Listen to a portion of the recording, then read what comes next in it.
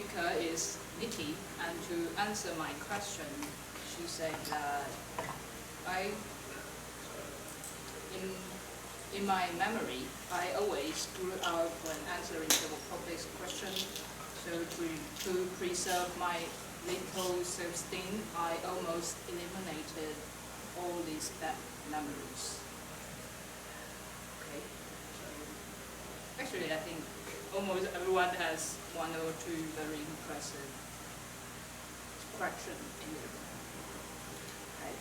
So she's going to deliver a speech for Level 2 Project 2 in the pathway strategy relationships, and the topic is about cross-cultural understanding. So let's welcome.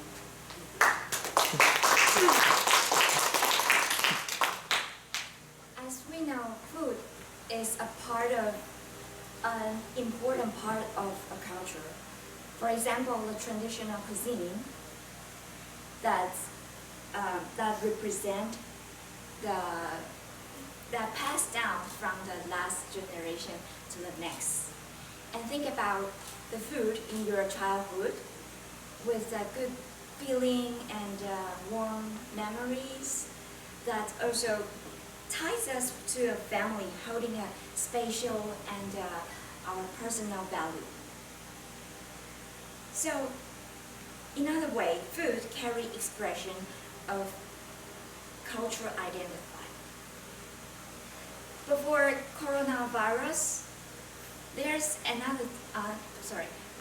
before coronavirus getting popular in Japan, there's another stuff hit Japan crazily last year. Do you remember what is that? It's that's the thing. It's a 7 millimeter bubble, black and chewy, but can you imagine the people, the long queue you saw this morning, standing in front of clinic for the mask, turning into a scene in Japan. People waiting for the bubble tea for 6 hours long. Can you imagine that? And I drew some research. Actually, bubble tea originates in 1980 in Taiwan. It's popular in a tea shop. At that time, the tea shop is the most entertaining place for people to hang out. So people like to drink the bubble tea there. And in my memory, the best bubble tea in the world is from the tea shop as well. For me, yeah. So, and after 1990, it became a hit item on the streets vendors. And then soon, when the sealing machine invented, it becomes more and more popular. And even in the recent decades, it exports or more and more brand sell it overseas. And we Taiwanese see it as a glory of Taiwan. So at this moment, when we saw Japanese, they are so crazy about the bubble, but this is not the first time they crazy about the bubble. But it could be the incredible time for us because you see, they put the bubble on the dishes. You see them put in the curry, in the bubble in the beer, bubble in the omelette rice, and also the breast, the 卤肉饭. So this behavior really drives Taiwanese crazy. We don't understand why they do this way. Okay, and even some Taiwanese, they want to launch an appeal to ask them, to request them, hey, please respect to bubble. But at this moment, we need to calm down for Taiwanese.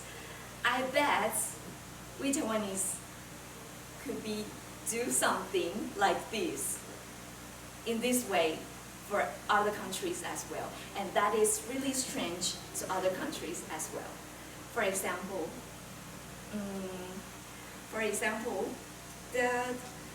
this unrespectful happens.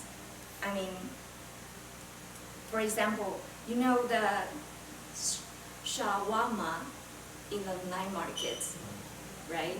And it also has shawarma, yes. It also has another name, named kebab. I have to admit, the best kebab, or until I travel to Australia, and I really understand that, wow, the kebab I ate in Taiwan is not exactly the kebab it should be. At that time, I worked with a Turkish Australian boss, and he owned the kebab and bread coffee shop there, and I was one of the clerk. And he told me that in 1970, there's a Turkish that he invents a vertical and the turning barbecue machine. So it made the barbecue more and more popular in Middle East. Before they ate a lot of barbecue originally, but after this machine, wow, it became crazy and spread to the Berlin, England a lot. And this kebab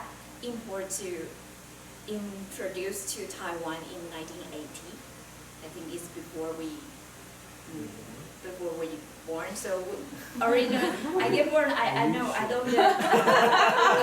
I don't know about that. Oh, really? I have no idea. Okay. So at that time, so when it imported, it is not with bread. It is not with the bread they used to use. We use the hot dog bread, and the craze and the sauce is just mayonnaise. But actually, the first kebab was in Ximen. That time is Egypt sales businessman. But when the other Taiwanese vendors, they say, wow, it's a good business. So many people stand in line, and there are a lot of vendors. They started doing this kind of business, and we don't know what it become the bread. And sometimes, if they don't have the hot dog bread, they use a hamburger to make it. And some of vendors, they even use the pork inside. I cannot imagine that my Turkish boss, when he comes here, because they don't eat pork, right? So I cannot imagine how they think. Okay, but how can we effectively understand different culture quickly? I can tell quickly or tiny tips.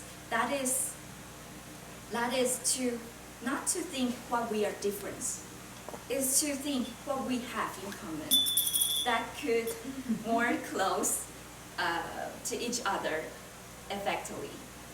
Toastmasters.